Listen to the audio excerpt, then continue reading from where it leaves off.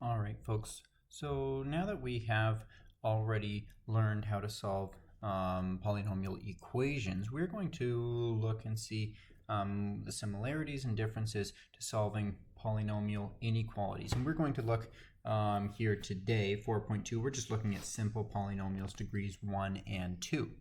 All right, so solving linear and quadratic, but we're working with inequalities this time rather than equalities, which would be equations. Right, so first let's explore a little bit of the inequality signs themselves. So we're looking here, we know 5 is greater than 2. We can write an inequality sign like so. All right, now let's ask ourselves, okay, well, if we multiply each side by a value, let's say by 2. I multiply each side by 2, then I would have 2 times 2 over here, 5 times 2 over here, and this still holds true. So just like an equality, right, if I have 5, I don't know, let's say I have, if x equals 2, we've explored equalities long enough, then I know it would be true that 2x equals 2 times 2, right, equals 4. Well, that's just what I'm doing here. So this holds true from an equation to an inequality. It holds true that we can multiply both sides by a given value. In this case, we chose 2. And the inequality holds true. Okay, well, let's look a little bit further. What if we divide both sides by 2? Well, that makes sense again. So 5 divided by 2, well, that is 2.5. 2 divided by 2 is 1. Sorry for the funny zooming. 2.5 is greater than 1. So yes, this holds true once more, right? So we're exploring and we're seeing, okay, so far an inequality behaves just like an equal sign, right? An inequality sign, this greater than sign, or if we had it facing the other way, a less than sign, acts just like an equal sign. So let's just keep right on going so we can formally go through all of them. Let's add 2 to either side, plus 2. All right, so 7, yes, is still greater than 4. This makes sense. It all works. We can add. So that means we've worked with, we know we can multiply. We know we can divide. Sorry, I should have been listing these as I went along. We know we can add. And here we multiplied by 2. We divided by 2. We added 2. Can we subtract? Nice and quickly, we can see that absolutely we could subtract. 2 minus 2 is 0. 5 minus 2 is 3. 3 is greater than 0, so that's true. Yes, we can subtract 2 as well. All right, now what about if we mess around with the number that we're working with here? Okay, so what if I do 2 times negative 2? 2 times negative 2. Well, then I'm working with negative 10 over here, negative 4. Okay, so all of a sudden, negative 10, no, negative 10 is not greater than negative 4, right? Negative 10 is less than negative 4. It's only true if I change around the symbol for this inequality, if I change the direction of the inequality. Interesting. Okay, so if I'm multiplying by negative number, any negative number, then I am going to need to change the sign. Okay, what if I add a negative number? Well, adding a negative number, I've actually already done that. That's like subtracting a number, right? So I can add negative 2. I've already tested that one. I can add negative 2 to either side. So it only seems to affect multiplication at this point. Now, if we're looking at our operations, what's the operation that's most similar to multiplication? Well, it's going to be this division here. If we try dividing each side by negative 2, divided by negative 2, divided by negative 2, then I'm working with here on my right-hand side, 2 divided by negative 2, that's negative 1.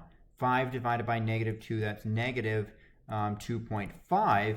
And again, I would need to change the direction of my inequality for this to hold true, because negative 1 is greater than negative 2.5.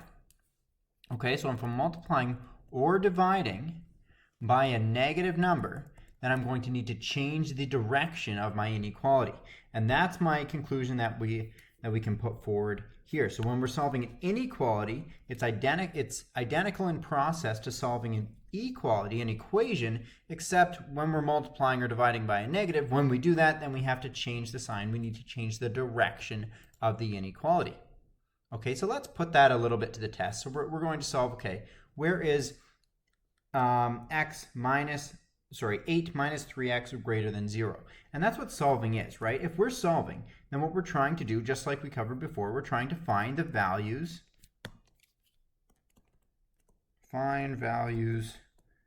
of x that make the statement, right? This is a mathematical statement down here. Statement true. That's what it means to solve. So we're trying to find which values of x, 8 minus 3x, is greater than 0. Nice and easy. Okay, well, we can rearrange this here. Okay, so 8, oops. We can add, sorry, bear with me, folks. There we are. We can subtract 8 from either side. Negative 8 equals negative 3x. Divide both sides by negative 3. And I'm working with x is greater than negative 8 over negative 3, and that is just positive 8 over 3. Right? No, absolutely not. That's wrong. We just broke the one rule we just found. We absolutely cannot divide by a negative and have it hold true. We need to be careful. If we're dividing by a negative, we need to change the rules. And that means we need to be a little bit careful with our notation as well. If we choose to divide this by a negative, we can do so, but we're not allowed, as we, and you'll sort of be able to follow this a little bit more as we go through the lesson here. We're not allowed to write in. I know, folks, how when you're working forwards, if we chose to multiply by 2, we could write that up above. If we're dividing by a negative, because it changes the sign in the middle, if I choose to divide both sides by a negative here, I have to write that whole thing out as a new line. Okay, so I change the symbol, negative 8, negative 3x, divided by, and here I can divide both sides by negative 3. And then I find, okay, x is less than 8 over 3. So this equation is true if x is less than negative 3. That's my answer. Okay, so any value x, if it's less than 8 over 3, any value will satisfy this inequality. All right, now we may have chosen to solve this problem that way. You may have looked at this problem and chosen to try it another way, right? If we're trying to find the values of x that make this true, we could also rearrange this in a way that avoids multiplying or dividing by a negative number altogether. Whoops, is greater than 0.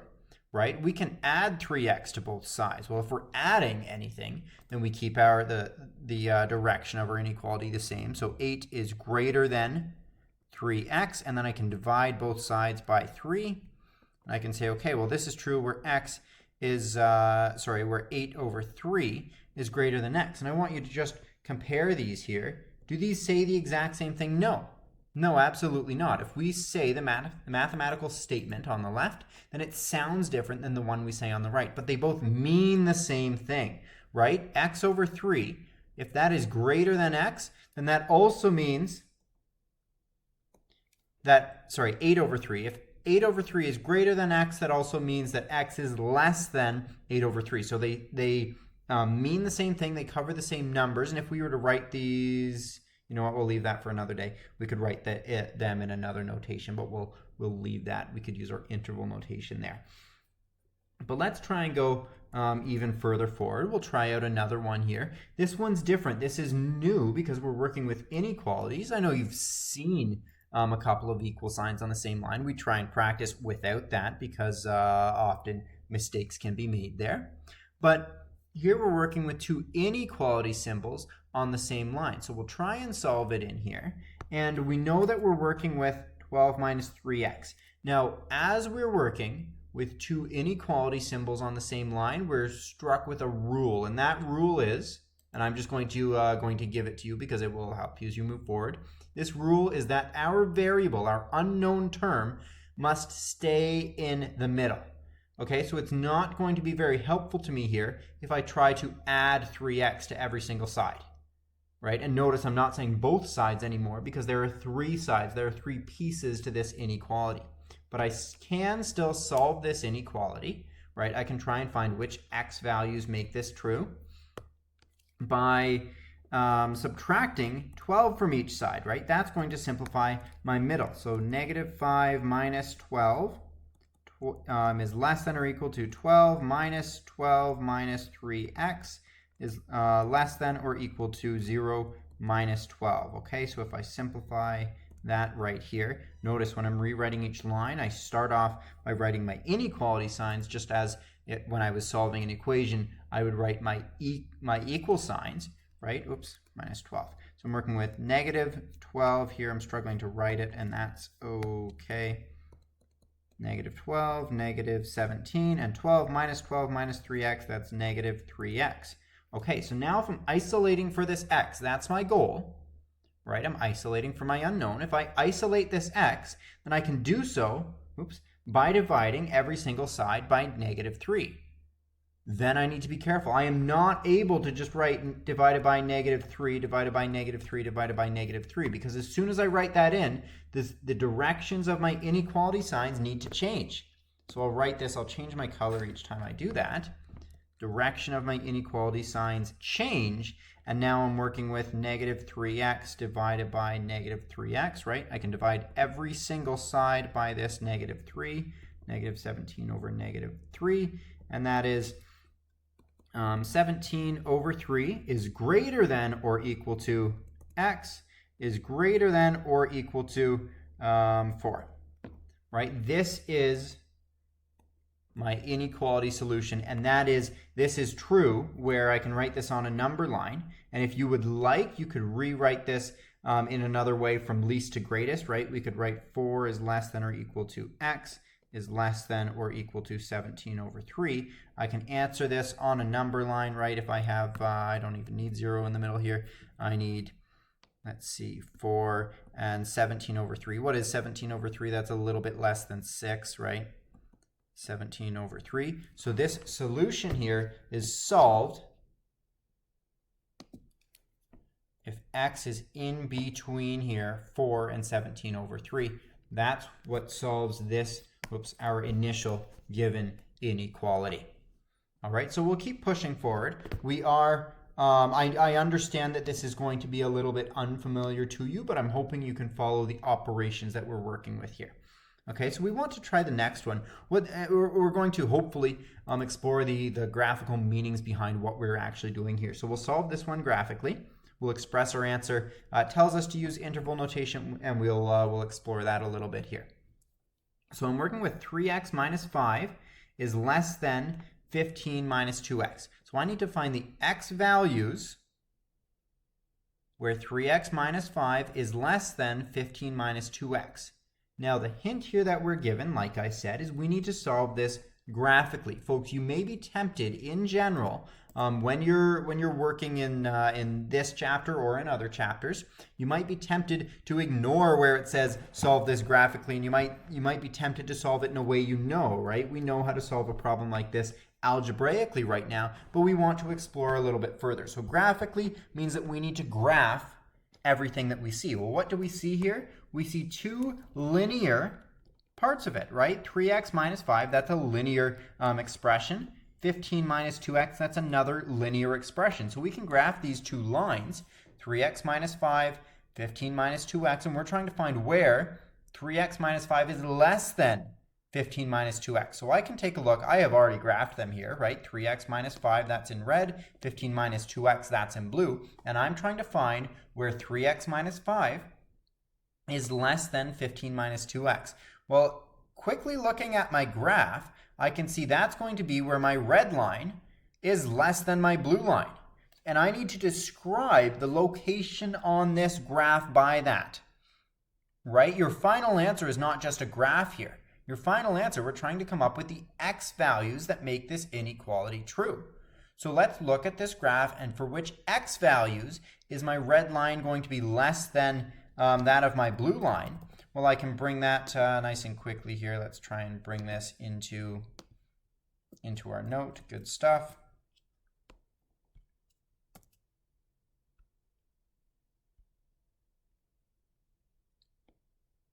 Sorry, folks, I know it's not particularly riveting here. There we go. Okay, so we've brought our graph in, and where are we looking? Well, we're looking at all of the x values where a red line is less than the blue line. That's all over on this side, right? It's not true over here. Over here, our red line is greater than my blue line. But on this left side of the point of intersection, my red line is less than my blue line. So we need to be able to express this using interval notation. Well, we know how to do that. We have worked with that before, right? This is, if I write it on a number line down here, it's where x is less than 4, right? Where x is less than 4. Okay, if I write this out using interval notation, you should be able to do that on your own. That's from negative infinity to positive 4. All right, well, let's change that question up a little bit to get some new practice. What if the question, whoops, again, I apologize for the odd zooming. What if the question instead was asking, where is 3x minus 5 less than or equal to 15 minus 2x? And then we take a look here, and it only changes right at this point of intersection, because at this point of intersection, they're equal. What's the x-coordinate of my point of intersection? My x-coordinate is 4. So now all of a sudden, I need to change this. Rather than x being less than 4, this solution is solved where x is less than or equal to 4. And if I write that in interval notation, then I would write from negative infinity to positive 4, but this time I would include the point. I did not necessarily go into detail with each of you classes, each of the different classes for this. But if I want to include an endpoint here, I'm not using a round bracket. A round bracket means up to but not including the endpoint. If I'm including the endpoint, I need to use a square bracket. So if I'm using interval notation, that might be a little bit new. The square bracket means including the endpoint. Okay, we never include infinity because we can never reach infinity. That's just it's a direction rather than a value. But 4, that's a value that I can include. That's a value that can be a part of my solution. So if I'm including it, if there's an equal sign underneath our inequality, then we're always going to want a square bracket if we're using interval notation in our final answer. All right, so that's perhaps you learned something there. Now, we've worked through solving linear inequalities. What about quadratic inequalities? What about if we're working with a degree 2 rather than a degree 1? Okay, so here we'll recall from, I think we learned it in section 1.2 when we were using our number lines to solve absolute value inequalities, and there's going to be a very similar similar pattern that we're following here. So let's look back. Where the absolute value of x equals 9, what do we remember that meant? That meant x can equal positive 9 or x can equal negative 9. So if I write those out on a number line, if I have 0 here in the middle, then positive 9, I have negative 9. This solution is simply right at those values at positive 9 and negative 9. Okay, well, let's take a look further. If the absolute value of x is less than 9, well, that means that either x is less than 9, but also x has to be greater than negative 9. So if I write this one on a number line, I have 0, I have 9, I have negative 9. This problem is solved with all of the values not with an empty circle here because it does not include the point at negative 9, all the way up to but not including the point at positive 9. And then I can go even a little bit further. Okay, so if I'm working with the absolute value of x where it's greater than or equal to 9, that means that x is either greater than or equal to 9, or x is less than or equal to negative 9. And again, we'll put that on a number line here, negative 9, 0, positive 9. And I can see this time I'm using filled in circles because they were including my endpoints, positive and negative 9. And off towards positive infinity and negative infinity. Right? Now, solving quadratic inequalities is performed using is a problem that we can solve using our number lines in the same manner. So where x squared is equal to 81. Well, I know how to solve a problem like this. I square root both sides, but I have to take the positive or the negative square root of 81 if I'm solving that here. So x equals plus or minus the square root of 81. Well, the square root of 81, I know how to evaluate that. That's 9. You notice a similarity right here. This is solved using the exact same number line, right? Where I'm working with, and my colors are inverted, so I apologize. I'm working with 0, -9, and +9.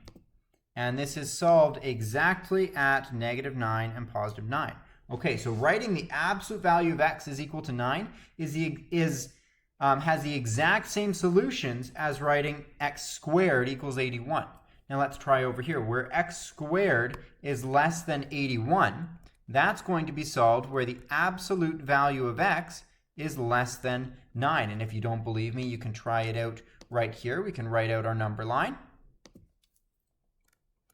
from -9 to 0 to +9. And you can pick any number in here and you can try and square them. Any number that is greater than -9 and less than +9 squared will give you a value less than 81. All right, remember, if you're squaring something, your value is automatically positive. It has to be positive because we're working with the real numbers in this course. All right, even further, x squared is greater than or equal to 81. You know what? I'll leave this one for you to interpret on your own. You should be able to handle that here. You may hear Sadie the puppy with some high-pitched dreams beside me here. Let's take this lesson a little bit further here, and we're going to take this skill and we'll solve, which again means we're finding the x values that make this true, and we can do so by isolating for these variables. We're working with 12 minus 3x squared is less than or equal to 0. We can rearrange this as we would like, just as we did before. There are two methods to solving this, one of which involves changing the direction of our inequality. We'll work here, I'll only give you one of them. So this is -3x squared is less than or equal to -12. And then I need to divide both sides by 3. If I am dividing both sides by 3, and I'm going to emphasize this again, I must write a new line. Unlike when I'm solving an equation, I cannot simply write in here that I'm dividing by a negative value. I must write this in a new line because my inequality sign needs to be facing the other direction. So -3x squared divided by -3, and that leaves me with x squared is greater than or equal to 4. Okay, if x squared is greater than or equal to 4, that's going to be solved where my absolute value of x is greater than or equal to 2. All right, and that's going to be solved using a number line over here. 0, -2, +2. My absolute value of x is going to be greater than or equal to 2, with a filled in circle here off towards -infinity, a filled in circle here off towards +infinity. And I really should not leave my answers only in as a number line. We can try it out and we can try and write our answer using interval notation here. That would be from -infinity to -2 with a square bracket because it's a filled in circle, union with from +2, again a square bracket because it's a filled in circle, to +infinity. All right, we'll look at one more here. I apologize. I know this video is not going the fastest, but I'm hoping it is beneficial for you. And we'll look at this. Now, first we'll ask ourselves, how would we have solved this?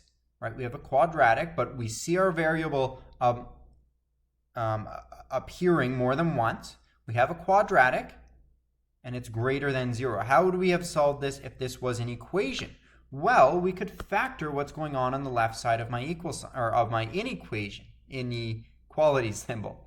Then I can factor it here, right? We can use our decomposition. I'm working with 2x minus 3x plus 5. Okay, where this is greater than, again, 0. And I need to ask myself, okay, where is this quadratic greater than 0? Well, I can solve that by sketching a quick graph, right? I can sketch this quadratic really easily. So let's sketch it here. I know that I have one root, a single root at x equals 3/2. and I have another single root at x equals -5. Okay, so at x equals -5 right here, there's a root. I need an x-axis or a y-axis here, and x equals 3/2, there's another root. Now my a value, my stretch value, my vertical stretch is 1.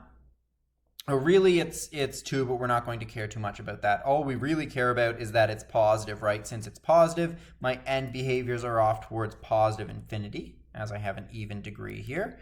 This is a quadratic. The shape is generally about like that. And I'm asking myself, okay, when is this quadratic here on the left side greater than 0? Well, I can see that using my function. Where it's greater than 0, that's if x is less than -5 and x is greater than 3/2. So I can write that out using an inequality notation. So that's where x is less than -5 or x is greater than 3/2. Or I can write it out using interval notation, right? So that's going to be from -infinity to -5 with a round bracket because there's no equal sign beneath this inequality. Union with from 3/2 to positive infinity. So I'm hoping, folks, that going through these examples has you feeling a little bit more comfortable with it. Try it out. Try out these practice problems here where we have a linear inequality, here where we have a quadratic inequality, and lastly we have a linear equality where we have two inequality signs and variables appearing in every single section. This is more of a challenge problem here, so take a look at it. If you're not able to handle it, then go back to the practice works, try the practice work, and then return to it here. You should be able to handle now the practice work for section 4.2.